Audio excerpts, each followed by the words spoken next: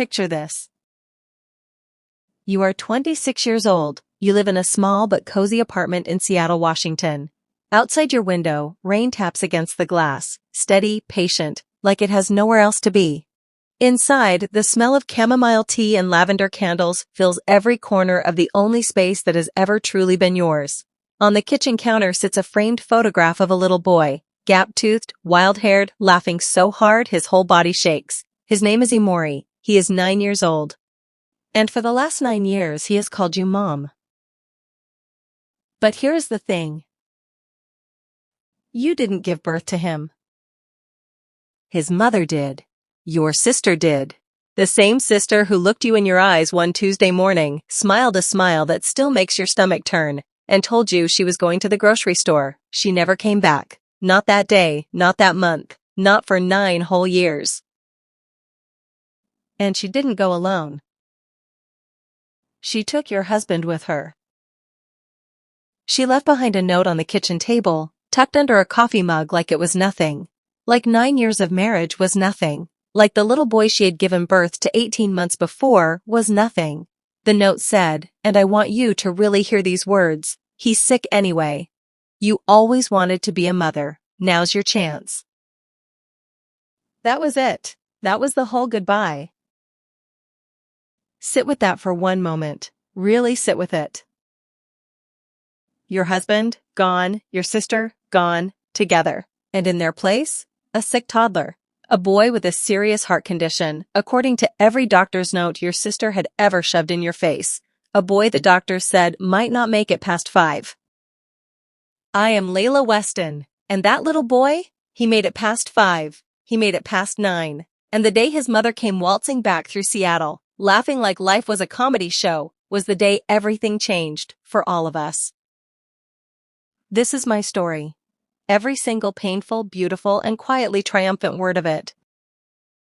And if you have ever been underestimated, abandoned, used up, or left holding the pieces while someone else walked away with the prize, then this story was made for you. Do not go anywhere. Before I go a single word further, if you are new here and this opening already has your heart racing, please hit that subscribe button right now. I mean it. Because every single week I come to this space and I tell you the truth. Not the cleaned up Instagram filtered version, the real truth. The kind that hurts, the kind that heals, and the kind that reminds you that quiet people are capable of the loudest justice.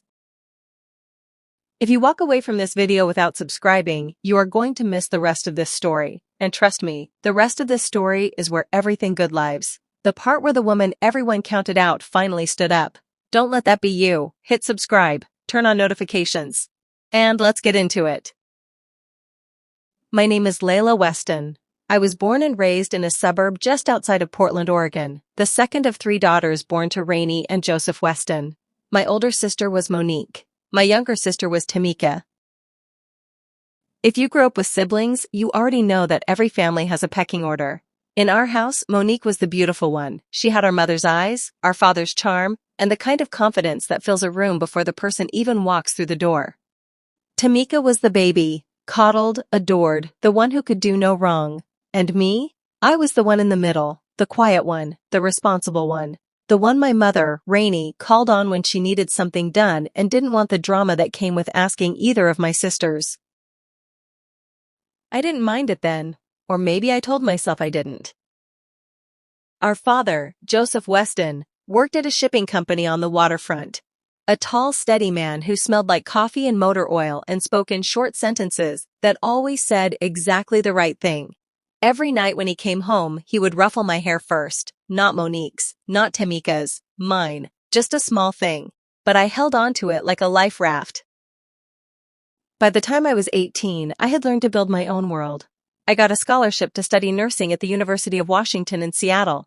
I packed 3 bags, kissed my father on the cheek, hugged my mother, who reminded me not to forget to call, and got on a Greyhound bus heading north. Monique had not come to see me off. She had a hair appointment. Tamika had cried, which surprised me, but she was 14 and dramatic, and her tears dried up before my bus rounded the first corner. Seattle welcomed me the way it welcomes everyone, with rain and coffee and a gray sky beauty that grows on you until one day you realize you can't imagine living anywhere else.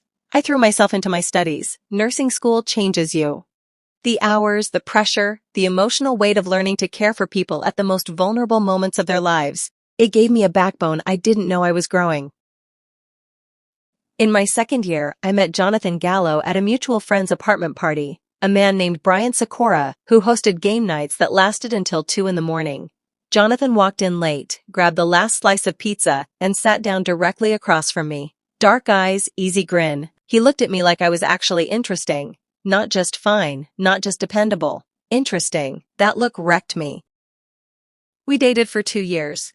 He proposed on a rainy Thursday evening in Pike Place Market, with a simple gold ring and a speech that made the fish vendors stop and applaud. We married the following spring in a small ceremony by the water. My father walked me down the aisle. My mother dabbed her eyes. Tamika was my maid of honor. Monique arrived 40 minutes late and spent most of the reception talking to Jonathan. We moved into a townhouse in Capitol Hill. Jonathan got a good job at a management consulting firm run by a man named Randy Cena. I finished my nursing degree and was hired at a city hospital working pediatric care. I loved it. Children are completely honest with you about their pain, their fear, their joy. It gave me purpose. Life was not perfect. Marriage never is.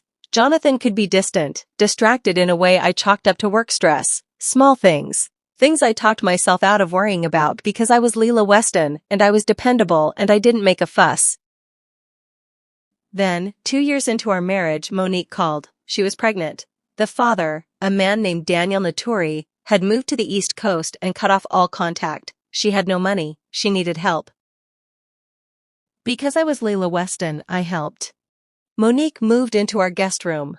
Jonathan set up the spare furniture. I took her to every prenatal appointment. I held her hand when she cried. I sat up with her at midnight when the baby kept her awake with kicks. I drove her to the hospital at 3 in the morning when her water broke, and I stood in that delivery room and I watched my nephew come into the world screaming at the top of his lungs like he had something to say from the very first moment. Emori, 8 pounds, 2 ounces, big dark eyes, the most perfect ears I had ever seen on a baby. Monique held him for 11 minutes. I counted. Then she handed him to me and said she was tired and needed to sleep. She was tired and needed to sleep for the next 18 months. Let me be honest about something. Monique was not a terrible mother in the way movies depict terrible mothers. She did not scream at Emori. She did not hurt him. She simply wasn't there. She was physically present in our home, eating our food, sleeping in our guest room, borrowing our car, but emotionally and practically, she was gone. The diapers were mine. The 2 a.m. feedings were mine. The pediatrician visits, the vaccinations, the first solid foods, the learning to sit up, the first wobbly attempts at pulling himself to standing, all of it was mine, and Jonathan's, to be fair. Jonathan was actually a good father to Emori. I remember thinking that. I remember being grateful for it. What I did not know, what I would not learn until much later in the most gut-wrenching way possible, was that Jonathan and Monique's connection had long since stopped being about a child. I found out on a Tuesday. Emori was 18 months old. He had been having episodes, moments where he would turn faintly blue around the lips, breathing rapidly, then going limp. I had already noticed the signs and flagged them to his pediatrician, Dr. Lauren Braden, a gentle, meticulous woman who I trusted completely. She had referred us to a pediatric cardiologist, a specialist named Dr. Michael Rainey, who worked at Seattle Children's. We had an appointment scheduled for the following Friday. I was worried sick. I had spent several nights reading medical journals at the kitchen table after everyone was asleep, terrifying myself with worst-case scenarios. That Tuesday, I came home from a morning shift at the hospital, arms full of groceries, heart full of worry. The apartment was quiet. Monique's shoes were not by the door. Jonathan's car was gone from the driveway. On the kitchen table, under a coffee mug that had gone cold, was a folded piece of paper. I stood there for a long time before I opened it. Something in me already knew. The way your body sometimes knows what your mind is still refusing to calculate. The note was in Monique's handwriting. Large, looping letters, the kind she had always used. Even her handwriting was dramatic. Lela. I know this is hard, but Jonathan and I have been in love for a long time. We are leaving. We need to be together, and staying here is killing us both. Emory is sick anyway, and the doctor said he probably won't make it past 5. You always wanted to be a mother more than I did. Now's your chance. Please don't try to find us. We need this. Monique. I read it 3 times. Then I set it down on the table. Then I went to the guest room where Emory was sleeping in his crib, his little chest rising and falling, his tiny fist curled against his cheek. I pulled the rocking chair to the side of the crib and I sat in it, and I watched him breathe, and I did not cry for a very long time. When the tears finally came, they were not the dramatic movie-style sobs I would have expected.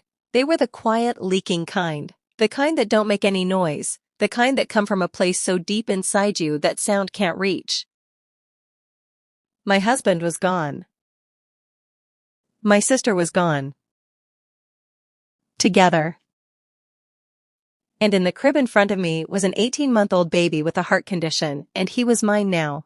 Not because anyone had asked me, not because anyone had considered what I might want or need, but because I was Leela Weston and I was dependable and fine and everybody knew it. I picked Emory up. He stirred but didn't wake. I held him against my chest and I listened to his small, imperfect heartbeat, and I made him a promise.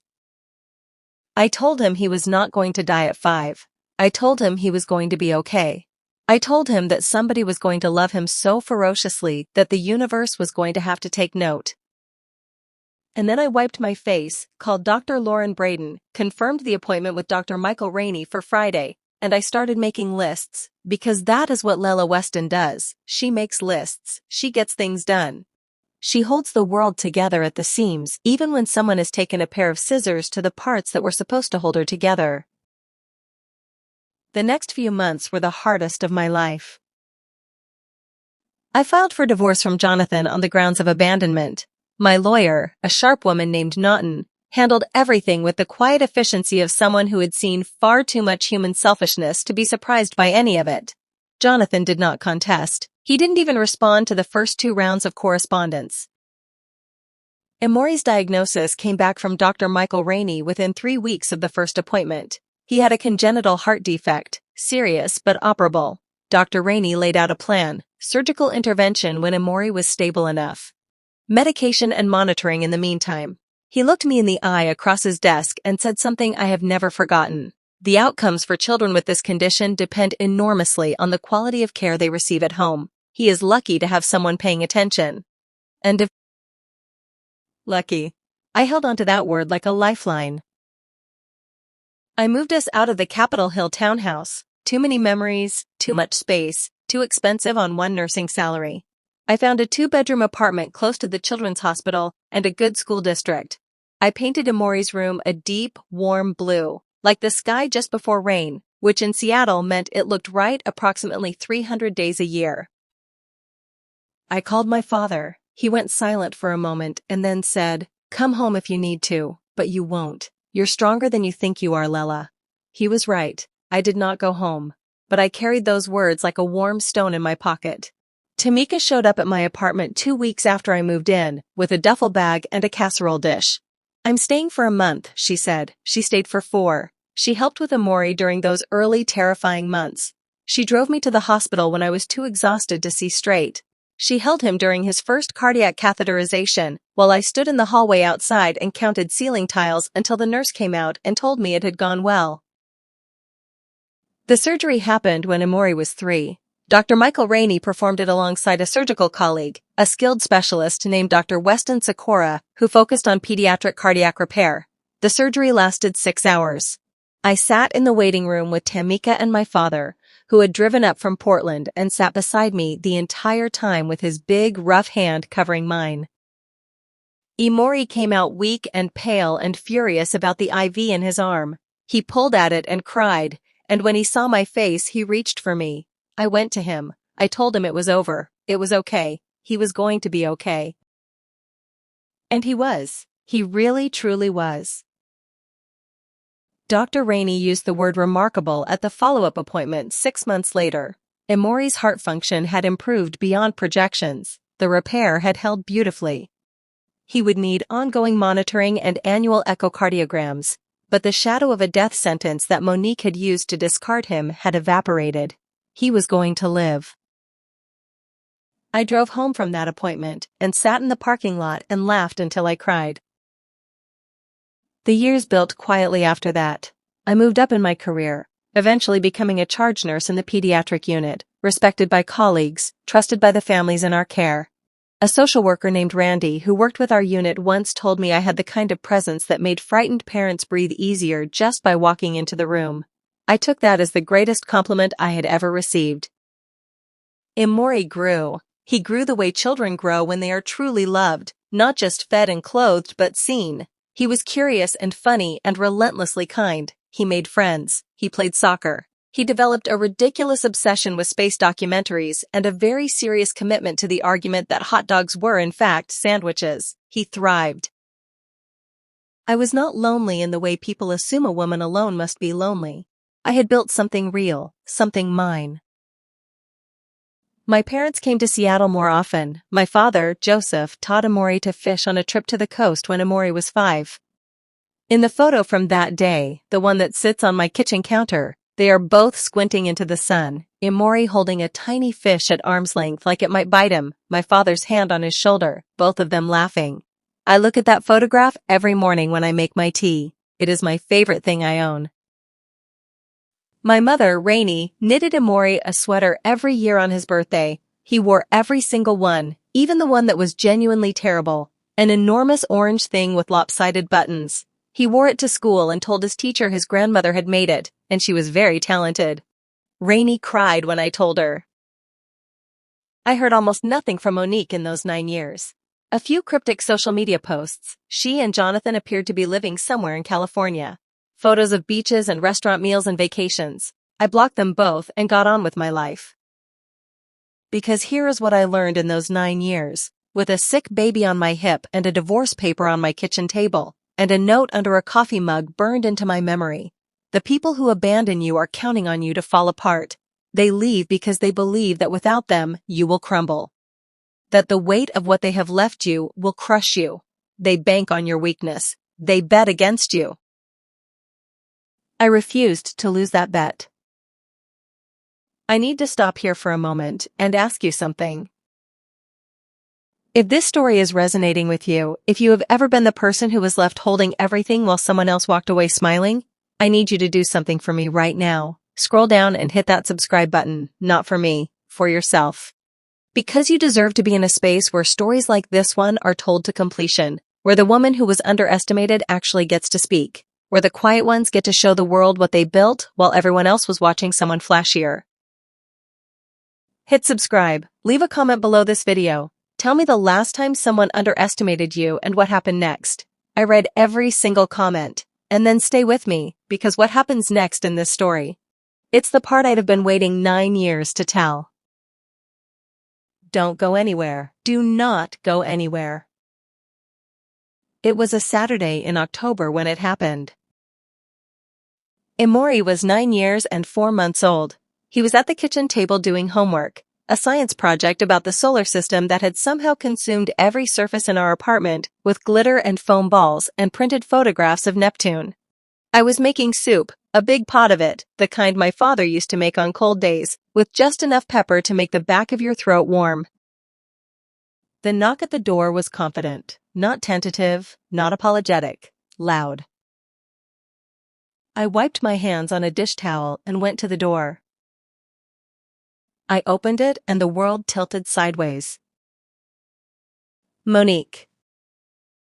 She was standing in my doorway in an expensive coat, hair perfectly done, carrying a large designer handbag and wearing the kind of smile that should have been illegal. Broad, bright, completely unbothered.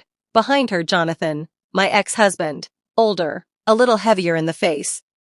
His hands in his pockets like he was stopping by for coffee. And then, this is the detail that stopped my heart. They were laughing. Not at a joke, not at something they had just seen. They were laughing the way people laugh, who have had a good day and expect the next one to be equally good, because life has mostly cooperated with them, and they see no reason for that to stop. The sound of it hit me like a wall. For 3 seconds, I stood there and I did not speak. My hands were still holding the dish towel. The smell of soup drifted out from the kitchen behind me, and from the kitchen table, I heard Amori's chair scrape back. He had heard the knock. Monique's smile widened. "Hey, Lila," she said, breezy, easy, like it had been a week. Like she had just popped out to run errands, and here she was, back already, everything perfectly normal. "Hey, Layla." 9 years, no contact, no birthday cards for Amori, no phone calls, no acknowledgement that the child she had abandoned was alive, let alone thriving, and she opened with "Aunt, hey, Layla." I heard Amori's footsteps behind me. He appeared at my left side, tucking himself against my hip the way he always did when something felt off to him. He had an extraordinary instinct for tension, this child. He looked at the two strangers at the door with the frank, unfiltered assessment that 9-year-old children are brilliant at. "Who are these people?" he asked me. Not AF mommy, not any flicker of recognition. He was 18 months old when she left. She was a stranger to him. He looked at her the way you look at a salesperson who shows up uninvited, politely suspicious. Something in Monique's face shifted, just slightly. The smile held but the edges wavered. "Baby," she said, looking at Amori. "It's Mama. It's your mama, baby." Amori looked at her, looked at me, looked back at her. "Her name is Layla," he said, pointing at me. "She's my mom. I will carry that moment with me for the rest of my life." They wanted to come inside. Monique said it like it was a given. She shifted forward on her feet, already leaning past the threshold, as though the conversation were already settled, and this was simply a matter of working out the logistics. I did not step back. I did not open the door wider. I looked at Monique, and then I looked at Jonathan, and then I looked at my sister again, and I said, very calmly, "What do you want?" She blinked. Like the question genuinely surprised her. Like wanting something had never been part of her calculation. She had shown up expecting to walk back in, not to be asked to justify herself at the door. Jonathan cleared his throat. He had the decency to look slightly uncomfortable.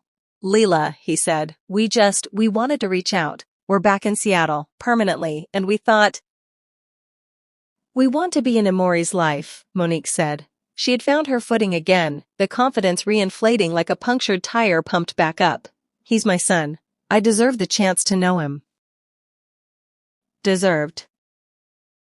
She used the word deserved. I want you to understand something about that moment. I had imagined it. For 9 years I had played out some version of this scene in the back of my mind. What I would say, what I would do, whether I would cry or rage or collapse. I had imagined myself screaming. I had imagined myself slamming doors.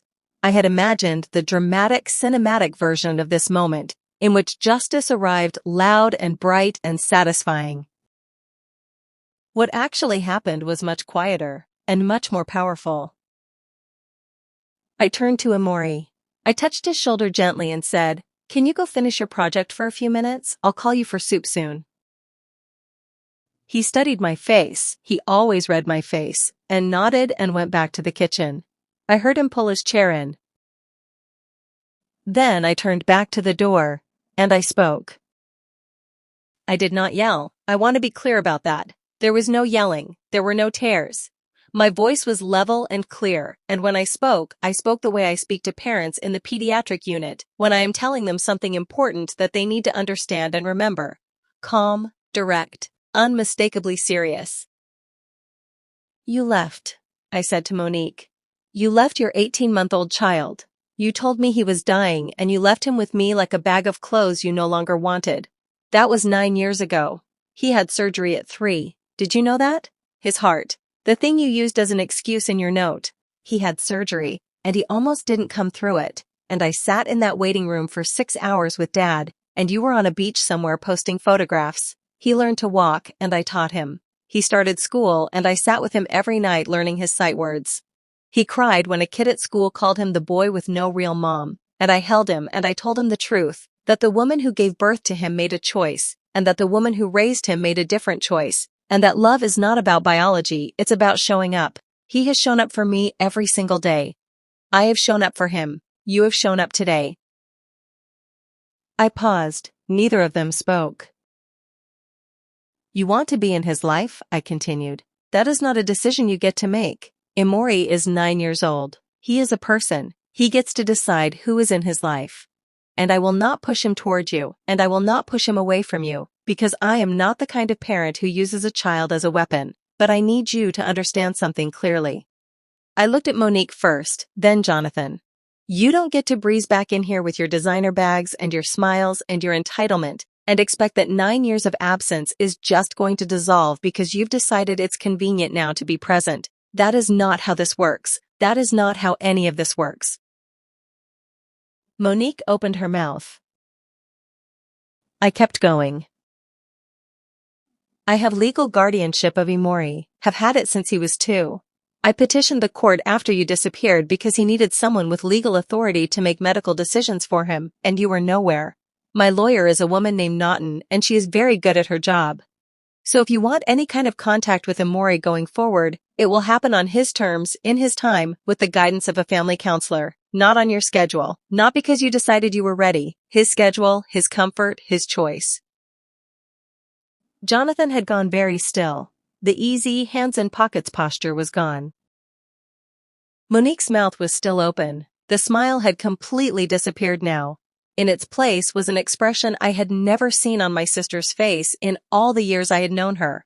Something small and cracked and ashamed. It did not make me feel victorious. It made me feel tired in a way that 9 years of hard work had not quite managed. I'm not your enemy, I said, quieter now. I'm the woman who raised your son, and I did a good job. He is healthy, and he is happy, and he is kind, and he is exactly the person he was always meant to be. You didn't give him that. I did. And I am grateful every single day that I got to. But this door, I looked at them both one more time, is going to open at Emory's pace, not yours. And then I stepped back, and I closed it. I stood on my side of the closed door for about 10 seconds. Then I heard Emory's voice from the kitchen. Mom, is Neptune bigger than Uranus, or is it the other way? They both look the same size in this picture. I laughed.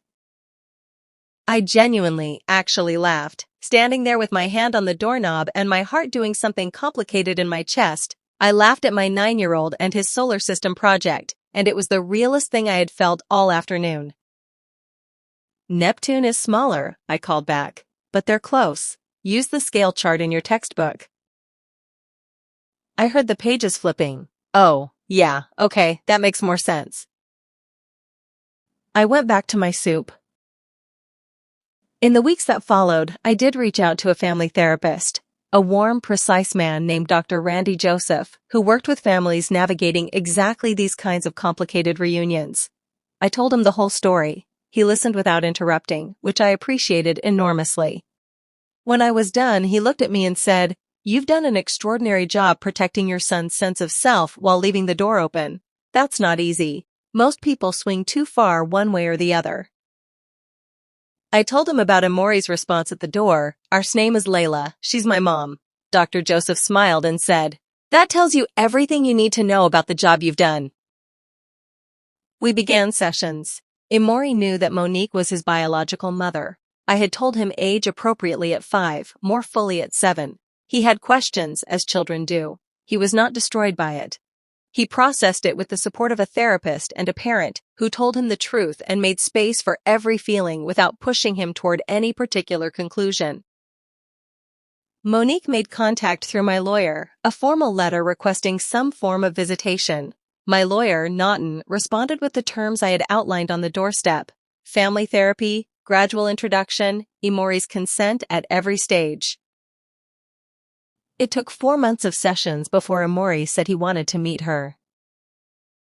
Not because he missed her. He didn't. You cannot miss someone you don't remember. He wanted to meet her because he was curious. Because he was 9 and brilliant, and he had 1,000 questions about himself. And he understood, intuitively, that some of those questions could only be answered by the woman who gave birth to him. I sat in the waiting room outside Dr. Joseph's office the day of their first meeting. I read a magazine article I don't remember at all. I drank a paper cup of water. I crossed and uncrossed my ankles. When it was over, Emori came out first. He stood in front of me and I searched his face the way I had been searching his face for 9 years. She cried a lot, he told me. Okay, I said carefully. I told her it was okay. That was kind of you. I also told her that I have a mom, and that the mom I have is the best one, so she doesn't need to feel too bad. He tilted his head. Is that mean? No, baby, I said. That's very honest, and honesty is never mean. He nodded. He seemed satisfied with this. Then he asked if we could stop for ice cream on the way home. We stopped for ice cream. I am Lela Weston. I am 26 years old. I live in Seattle, Washington. My apartment smells like chamomile tea and lavender candles. On my kitchen counter is a framed photo of a gap-toothed, wild-haired boy laughing next to an old man who smells like coffee and motor oil. My father, Joseph, visited last month. He and Emori stayed up until 11 playing cards, which I am technically not supposed to allow on school nights, and which I technically did not notice at all. My mother, Rainey, knitted Emori a sweater that this year is inexplicably yellow with small brown squares on it. He declared it his favorite yet. My sister Tamika is one of my best friends. She visits every few months. Emori adores her. She teaches him card tricks and terrible puns, and once spent an entire weekend teaching him to make her famous red velvet cake, which they then ate almost entirely themselves, and left me a single sliver on a plate with a sticky note that said, sorry, not sorry. I kept the sticky note. Jonathan and Monique are still in Seattle. I do not follow them on any platform. Whatever reckoning comes for the choices they made is between them and whatever version of justice the universe keeps. I gave up wishing bad things on people who hurt me somewhere around year 4. Too heavy to carry. I set it down and have not picked it back up. What I carry instead is lighter, softer, better. I carry the memory of a tiny hand reaching for me from a hospital crib at 3 years old, after 6 hours of surgery. I carry the sound of a voice saying, "She's my mom," to a stranger at a door. I carry the photograph on my kitchen counter. I carry every ordinary, unremarkable Tuesday and Saturday and Wednesday morning that belong to just the two of us, me and my son, in our apartment in Seattle, in the rain that taps against the window like it has nowhere else to be. I did not get the life I planned. I got something better. I got real. And real, I have come to understand, is the only version of anything worth holding on to. To the sister who left me a note under a coffee mug, I hope you found what you were looking for. I genuinely mean that, because I found what I was looking for, and I never would have found it without being forced to look. To the husband who walked away, thank you for leaving. I mean that too. And to Emori, my gap-toothed, wild-haired, solar system-obsessed, hot dog sandwich theorist, best sweater-wearing, most remarkable human being I have ever had the extraordinary privilege of knowing. Thank you for reaching for me. I will never stop reaching back. If you made it to the end of this story, if you sat with Lela through every single word, then you already know why this space exists. Not for drama, not for spectacle, for truth. Because there are people out there right now who have been left with the note under the coffee mug, who are sitting in the rocking chair watching something breathe, deciding whether to fall apart or hold it together, who have been told without words by the actions of people who should have loved them better, that they are the dependable one, the fine one, the one who will manage, who have been underestimated so completely that the people who underestimated them felt comfortable leaving. This channel is for those people. If that is you, if any piece of Lela's story is your story, then you belong here. Hit that subscribe button right now. Every single week, we are in this space together, telling the truth about family, about love, about what happens when the quiet ones refuse to be quiet anymore. And if someone you know needed to hear this today, share this video with them. You might not even know why, but trust that impulse. That kind of thing never happens by accident. One more thing, and I mean this with everything I have. The people who left you did not take your worth with them. They left it behind. It was always yours. It was never theirs to carry. Go find it. And while you're looking, we'll be right here. Subscribe, share, come back. And Amori, we're so glad you made it, baby. We are so glad you made it.